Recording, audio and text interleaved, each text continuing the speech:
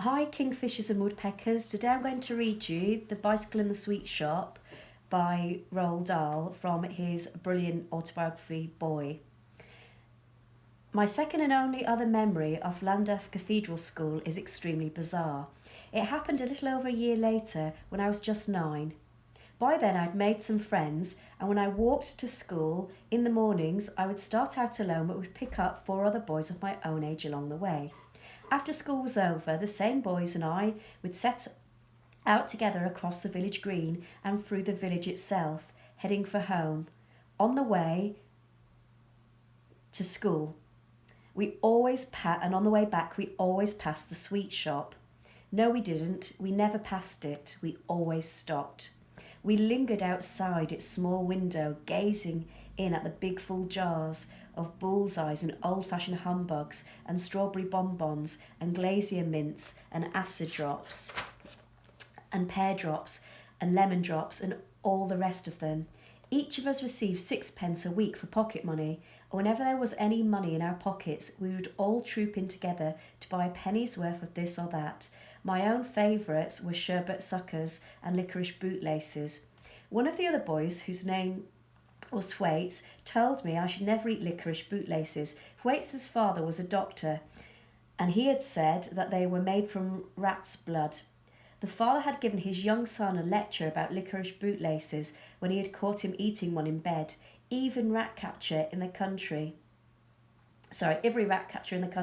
the father said, takes his rats to the licorice bootlace factory, and the manager pays 2 pence for each rat.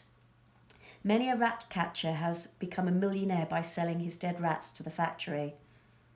But how do they turn the rats into licorice? The young Thwaites had asked his father. They wait until they've got 10,000 rats, the father had answered. Then they dump them all in a huge shiny steel cauldron and boil them up for several hours. 2 men stir the bubbling cauldron with long poles, and in the end they have thick steaming rat stew. After that, a cruncher is lowered into the cauldron, and the crunch of bones, and what's left is a pulpy substance called rat mash. Yes, but how do they turn that licorice into bootlaces, Daddy? The young Thwaites had asked, and this question, according to Thwaites, had caused his father to pause and think for a few moments before he answered it. At last he said, the 2 men who were doing the stirring with the long poles now put on their Wellington boots and climb into the cauldron and shovel the hot rat mash out onto the concrete floor. Then they run a steaming roller over it several times to flatten it out.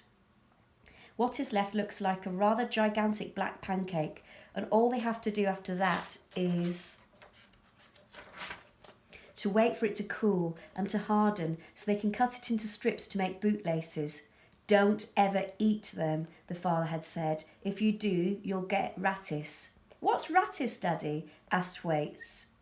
All the rats that the rat catchers are poisoned with rat poison, the father had said. It's the rat poison that gives you rattis.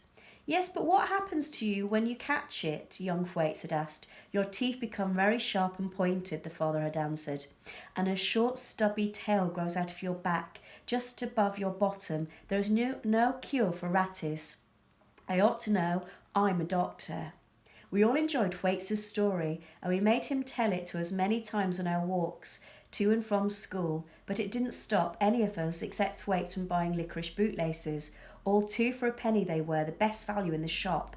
The bootlace, in case you hadn't the pleasure of handling one, is not round. It's like a flat black tape about 1/2 inch wide. You buy it rolled up in a coil, and in those days it used to be so long that you could unroll it and hold it in the arm's length above your head and the other touching the ground.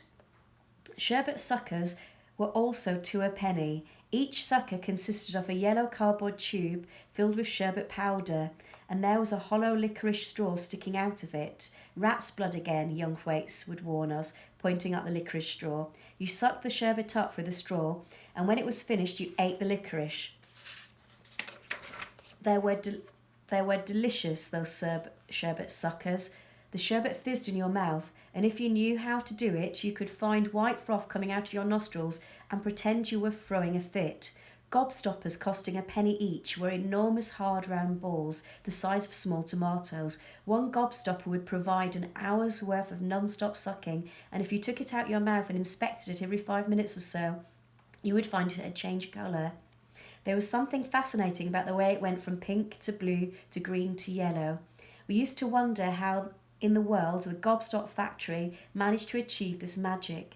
How does it happen? We would ask each other. How can they make it change colour? It's your spit that does it, young Thwaites proclaimed. As the son of a doctor, he considered himself to be an authority on all things that had to do with the body. He could tell us about scabs, and when they were ready to be picked off, he knew why a black eye was blue and why blood was red. That's your spit that makes a gobstopper change colour, he kept insisting. When we asked him to elaborate on his theory, he answered, you wouldn't understand if I were to tell you.